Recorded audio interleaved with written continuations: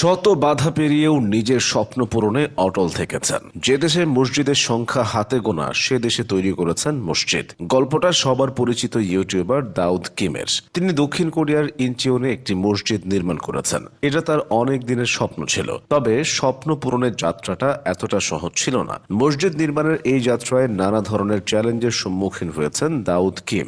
$1,36,500 মসজিদের জন্য জমি কিনেছিলেন তিনি। এই অর্থের বেশিরভাগই এসেছে অনুদান থেকে। মসজিদ নির্মাণ করতে গিয়ে কয়েকবার ইনচিওনের স্থানীয় বাসিন্দাদের বিরোধিতার সম্মুখীন হয়েছেন কিম। তাদের দাবি ছিল এখানে মসজিদ নির্মিত হলে এলাকার জমির দাম কমে যাবে, যার ফলে জমির মালিকও চুক্তি বাতিল করেছিলেন। এসব বাধা সত্ত্বেও দাউদ কিম দৃঢ় প্রতিজ্ঞ ছিলেন। তিনি স্থানীয় প্রতিরোধ কাটিয়ে সফলভাবে মসজিদটি নির্মাণ করেছেন। ইউটিউবার হিসেবে দাউদ কিমের জনপ্রিয়তা সারা বিশ্বব্যাপী। ইসলাম ধর্ম গ্রহণ করার আগে তিনি গায়ক হিসেবেও পরিচিত ছিলেন। ইসলামের আলো এসে সেসব ছেড়ে দিয়েছেন।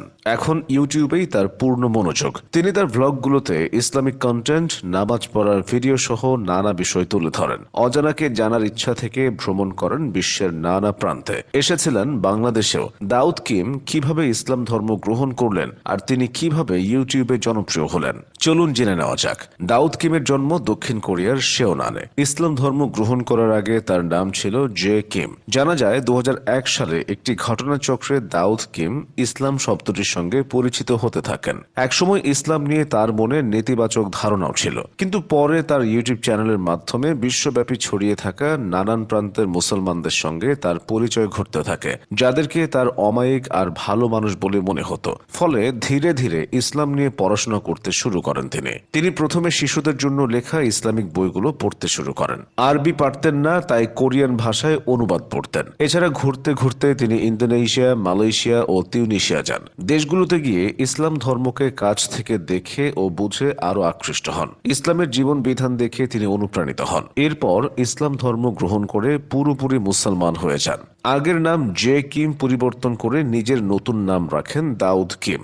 ইসলামের আলোয় আসার পর তার ফ্যান ফলোয়ার আরো বাড়তে থাকে। বিশেষ করে বাংলাদেশের অনেকেই আগে তাকে চিনত না, তবে ইউটিউব এবং ফেসবুকে বিভিন্ন ভিডিও দিয়ে এদেশেও আলাদা পরিচিতি তৈরি করে নিয়েছেন তিনি। 2022 সালে বাংলাদেশে এসে ঘুরেও গেছেন। ঢাকায় এসে তাকে বেশ উচ্ছ্বাস প্রকাশ করতেও দেখা গেছে। রাজধানীর লালবাগ এলাকায় স্থানীয়দের সাথে তার সখ্যতা গড়ে ওঠে।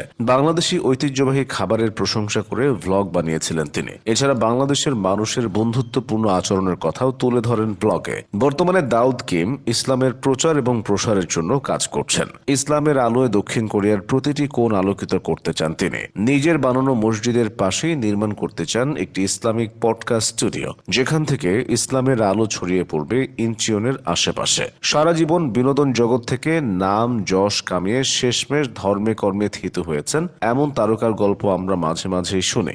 দাউদ কিমও চাইলে নিজের বাকি জীবনটা গান বাজনার সাথে যুক্ত থেকে কাটাতে পারতেন, কিন্তু অল্প বয়সেই তিনি ইসলামের ছায়াতলে এসেছেন। এই বিষয়টি অন্য সবার থেকে তাকে আলাদা করেছে।